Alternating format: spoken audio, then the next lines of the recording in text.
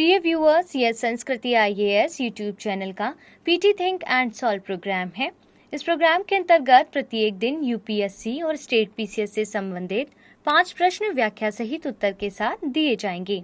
हमें आशा है कि यह प्रोग्राम आपकी तैयारी में मददगार साबित। शुरू करते हैं आज के अपने प्रश्नों को।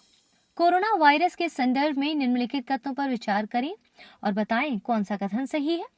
एस जीन स्पाइक प्रोटीन के कोड को संदर्भित करता है तथा ओमिक्रॉन वेरिएंट के एस प्रोटीन में विशिष्ट अमीनो एसिड प्रदर्शित नहीं होते हैं। केवल एक, केवल दो, एक और दो दोनों, ना तो एक ना ही दो।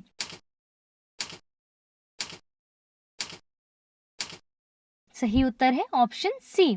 विश्व स्वास्थ्य संगठन ने सुझाव दिया है कि एस जीन ड्रॉप आउट को डिटेक्ट करने की क्षमता वाले कोविड-19 टेस्ट का उपयोग ओमिक्रॉन संक्रमण की स्क्रीनिंग के लिए भी किया जा सकता है। वायरस की सटीक पहचान करने के लिए नैदानिक परीक्षण किए जाते हैं जो इन प्रोटीन को बनाने वाले विशिष्ट जीनों की पहचान कर सकते हैं। एस जीन स्पाइक प्रोटीन या कोरोना वायरस के सबसे बाहरी हिस्से के कोड को संदर्भित करता है। अन्य कोरोना वायरस के समान सार्स कोव 2 में भी प्रोटीन क्षेत्र होते हैं जो इसकी संरचना को निर्धारित करते हैं। इनमें envelope protein, nucleo capsid protein, झिल्ली प्रोटीन तथा स्पाइक प्रोटीन शामिल है। अतः कथन एक भी सही है। कोरोना वायरस के कुछ संस्करण जैसे अल्फा वेरिएंट, ओमिक्रॉन वेरिएंट के एस प्रोटीन के विशिष्ट अमीनो एसिड प्रदर्शित नहीं होते हैं। जब एस जीन का पता लगाने के लिए डिजाइन किए गए टेस्ट एस जीन के प्रति नेगेटिव रिपोर्ट प्रदर्शित करते हैं तो इसे एस जीन ड्रॉप आउट कहा जाता है। विदित है कि अमीनो एसिड प्रोटीन के निर्माण का आधार है और इसीलिए कथन 2 भी सही था। विकल्प सी इसका सही उत्तर है। दूसरे प्रश्न को देखिएगा। संविधान के अनुच्छेद 371 के संबंध में निम्नलिखित कथनों पर विचार करें।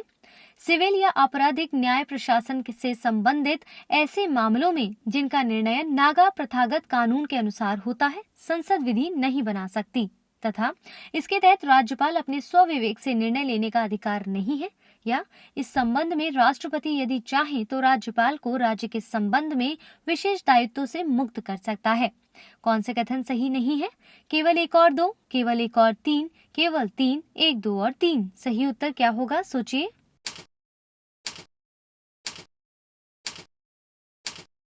Option A. व्याख्या को देख लेते हैं। संविधान के अनुच्छेद 371 में कहा गया है कि निम्न मामलों में संसद का कोई भी अधिनियम नागालैंड राज्य पर लागू नहीं होगा जब तक कि नागालैंड विधानसभा ऐसे अधिनियमों के लिए कोई प्रस्ताव पारित न कर दे, जैसे नागाओं की धार्मिक या सामाजिक प्रथाओं, नागा प्रथागत कानून एवं प्रक्रिया, सिविल या आपराधिक न्याय प्रशासन से संबंधित मामलों में जिनका निर्णयन नागा प्रथागत कानून के अनुसार होता है, भूमि और उसके संसाधनों के स्वामित्व और हस्तांतरण से संबंधित मामले, अतः सिविल या आपराधिक न्याय प्रशासन से जुड़े मामलों में जिनका निर्णयन नागा प्रथागत कानूनों के अनुसार होता है, संसद कानून बना सकती है। इन कानूनों का नागालैंड विधानसभा द्वारा अनुमोदन अनिवार्य है। अतः कथन एक सही नहीं है। राज्य में कानून व्यवस्था बनाए रखने की जिम्मेदारी राज्यपाल की है। इन दायित्वों के निर्वहन में वह राज्य मंत्री परिषद की सलाह ले सकता है, लेकिन वह स्वविवेक से निर्णय लेने का अधिकारी है। इस संबंध में उसका निर्णय ही अंतिम एवं मान्य होगा, जिसे न्यायालय में इस आधार पर चुनौती नहीं दी जा सकती है कि उसे ऐसा करने का अधिकार है या नहीं। कथन 2 सही नहीं है। राष्ट्रपति चाहे तो राज्यपाल को इस विशेष दायित्व से मुक्त कर सकता है। अतः कथन 3 भी सही है। इस प्रकार विकल्प ए इसका सही उत्तर होगा। तीसरे प्रश्न को देखते हैं। निम्नलिखित कथनों पर विचार कीजिए। तितली की प्रजातियां और एक तरफ है आवास। टॉनी कोस्टर तटीय क्षेत्रों में, कॉमन बुश हॉपर अर्ध सदाबहार जंगलों में, मालाबार ट्री निम्फ कृषि आवासों में पाए जाते हैं। उपरोक्त में से कौन से युग्म सही सुमेलित नहीं है? केवल एक और तीन, केवल दो और तीन, केवल एक और दो, एक, दो और तीन।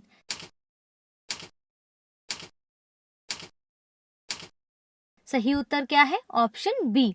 व्याख्या को देख लेते हैं। एक दल ने पश्चिमी घाट की तितलियों की उपस्थिति के पैटर्न और आवाज वरीयताओं के आधार पर 2 वर्ष तक व्यवस्थित ट्रांजेक्ट सर्वेक्षण किया है। यह सर्वेक्षण इन तितलियों के भविष्य के आकलन, निगरानी और संरक्षण के लिए एक महत्वपूर्ण डेटा सेट प्रदान करता है। सर्वेक्षण से पता चलता है कि पश्चिमी घाट में दक्षिणी कन्नड़ की कुछ तितली प्रजातियां विशिष्ट आवासों तक ही सीमित रहती हैं, जैसे टॉनी कोस्टर तटीय क्षेत्रों में, अतः युग्म 1 सही सुमेलित है। कॉमन बुश हॉपर कृषि आवासों में, अतः युग्म 2 सही सुमेलित नहीं है। मालावार ट्री निम्फ अर्ध सदाबहार वनों में, अतः युग्म 3 भी सही सुमेलित नहीं है। कुछ प्रजातियां जैसे कॉमन मार्मन तथा कॉमन लेपर्ड दुर्लभ है, किंतु ये किसी भी क्षेत्र में पाई जा सकती हैं, और इस प्रकार से विकल्प बी इसका सही उत्तर है। चौथे प्रश्न को ध्यान से देखिएगा। सोने के गहनों की हॉल मार्किंग के संदर्भ में निम्नलिखित कथनों पर विचार कीजिए और बताइए कौन से कथन सही है। हॉलमार्क विशिष्ट पहचान संख्या एक अल्फा न्यूमेरिक कोड है।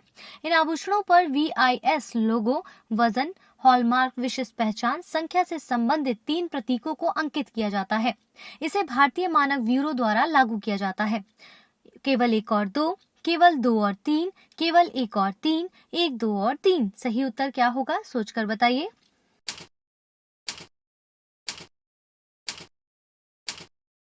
ऑप्शन सी, भारत सरकार ने आभूषण व्यापार में पारदर्शिता लाने और उपभोक्ताओं के बीच विश्वास बढ़ाने के उद्देश्य से प्रत्येक आभूषण को एक हॉलमार्क विशिष्ट पहचान संख्या प्रदान करना अनिवार्य कर दिया है।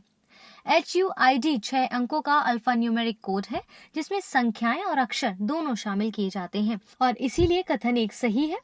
एसेइंग एंड हॉलमार्किंग केंद्र पर आभूषणों पर मैनुअल तरीके से मोहर लगाई जाती है। इसमें 3 प्रतीक शामिल होते हैं। पहला प्रतीक BIS लोगो, दूसरा स्वर्ण शुद्धता और बारीकी तथा तीसरा HUID को इंगित करता है। इसमें वजन के लिए कोई प्रतीक शामिल नहीं है, अतः कथन 2 सही नहीं है। इसे भारतीय मानक ब्यूरो द्वारा चरणबद्ध तरीके से लागू किया जा रहा है, अतः कथन 3 भी सही है।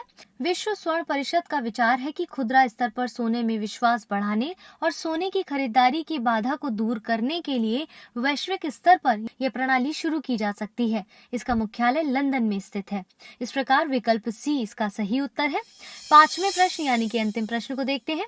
डिफॉल्ट वेल के संदर्भ में निम्नलिखित कथनों पर विचार करें और बताएं कौन सा कथन सही नहीं है।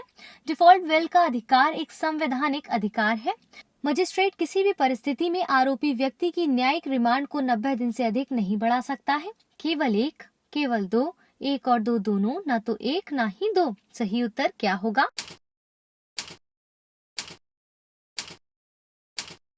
ऑप्शन सी, डिफॉल्ट बेल को वैधानिक जमानत के रूप में भी जाना जाता है। यह अधिकार तब प्राप्त होता है जब पुलिस न्यायिक हिरासत में रखे गए किसी आरोपी व्यक्ति के संबंध में एक निर्दिष्ट अवधि के भीतर जांच पूरी करने में विफल रहती है। यह प्रावधान आपराधिक प्रक्रिया संहिता की धारा 167(2) में निहित है, अतः यह वैधानिक अधिकार है। संविधान में ऐसे किसी प्रावधान का उल्लेख नहीं किया गया है, अतः कथन एक सही नहीं है। मजिस्ट्रेट किसी व्यक्ति की न्यायिक रिमांड को 60 या 90 दिन की सीमा से अधिक नहीं बढ़ा सकता है, किंतु drugs and psychotropic substance act जैसे कुछ अधिनियमों के संदर्भ में इस अवधि को अधिकतम 180 दिन तक बढ़ाया जा सकता है। 180 दिनों से अधिक का यह विस्तार केवल लोक अभियोजक द्वारा प्रस्तुत की गई रिपोर्ट के आधार पर किया जा सकता है, अतः कथन 2 सही नहीं है और इसीलिए विकल्प सी इसका सही उत्तर था।